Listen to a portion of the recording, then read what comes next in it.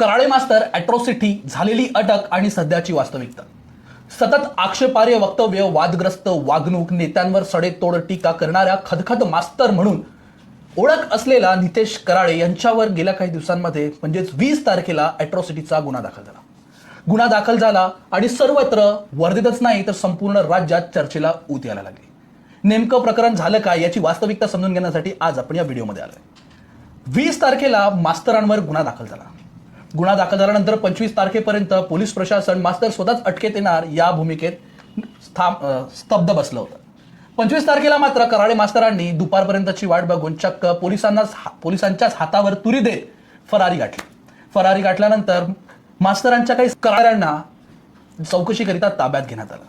ताब्यात घेण्यात आल्यानंतर चक्क दुसऱ्या दिवशीपर्यंत शोधाशोध युद्ध पातळीवर सुरू होता. या संपूर्ण तपासाच्या दरम्यान दुसऱ्या दिवशी म्हणजे 26 तारखेच्या रात्री कराळे मास्तरला अमरावती येथून अटक करण्यात आली. अमरावतीवरून अटक केल्यानंतर त्यांना वर्धेला आणलं आणि वर्धेला आणल्यानंतर प्रकृती फार बदल आल्यामुळे त्यांना रुग्णालयात वर्धेत दाखल केलं.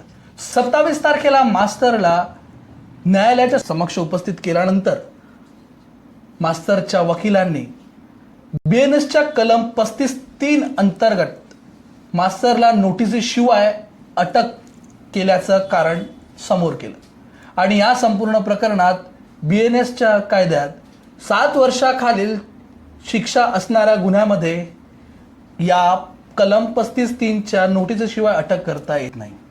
त्यामुळे ही बाजू वकिलांच्या माध्यमातून ऐकल्यानंतरच न्यायालयाने मास्तरचा PCR टाळून त्याला MCR म्हणजेच न्यायालयीन कोठडी सुनावली.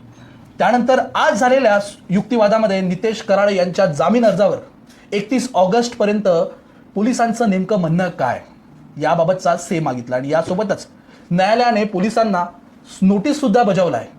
त्यामुळे या सदर प्रकरणामध्ये ही झालेली कारवाई ही नेमकी बनवलेल्या व्हिडिओवर ही गेल्या 2 ते 3 महिन्यानंतर का करण्यात आली. आरक्षणाची बाब होती, आरक्षण हटावचा मुद्दा होता आणि त्यावर झालेला हा व्हिडिओ होता. तर नेमकं या कारवाईची खरी पार्श्वभूमी काय आहे? झालेली ही कारवाई कुठे बनावटी तर नव्हती ना? यासारखे अनेक प्रश्न सर्वसामान्य नागरिकांच्या मनात सतत वाढत आहे. त्यामुळे येणाऱ्या दिवसांमध्ये नेमकं न्यायालय कुणाच्या बाजूने कौल देतो हे आता बघणं लक्षणीय ठरणार आहे. जर न्यायालय मास्तरच्या बाजूला झुकलं तर ही झालेली कारवाई अखेर कुणाच्या दबावात झाली हे सुद्धा बघणं तेवढंच महत्त्वाचं ठरणार आहे.